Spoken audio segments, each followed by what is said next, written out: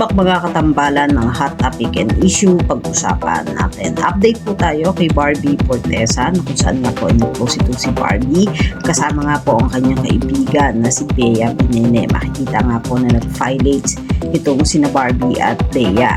At makikita nga po yung mga exercise na ginagawa nga po doon sa filates. Makikita rin itong si Barbie na napaka-sexy nga po sa kanyang suot habang nagpo-filates. At nag-share din itong si Barbie ng ilang mga photos kasama nga po itong si Bea.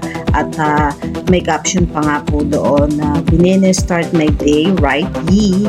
At makikita rin yung ganda ng pangangatawan nitong si Barbie. At matapos nga po yung photo-filates nila, makikita rin na nag-post itong si Barbie ng mga photo niya at ng kanilang suot.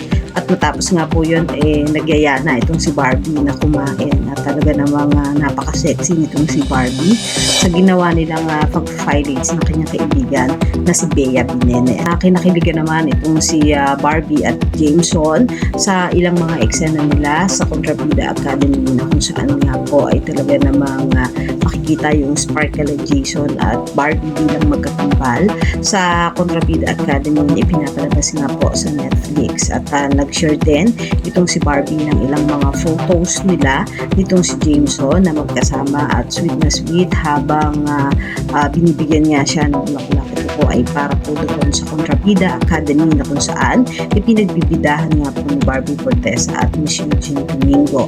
At talaga mga nakakakilig ang tambalan ng Carson sa Contrabida Academy. Yan po yung mga update natin ngayon kay Barbie. Kayo mga katambalan, ano ang masasabi niyo? Mag-comment lang sa comment section at pag-usapan natin. Yan ang mga hot topic and issue dito lamang sa Tambalang JK.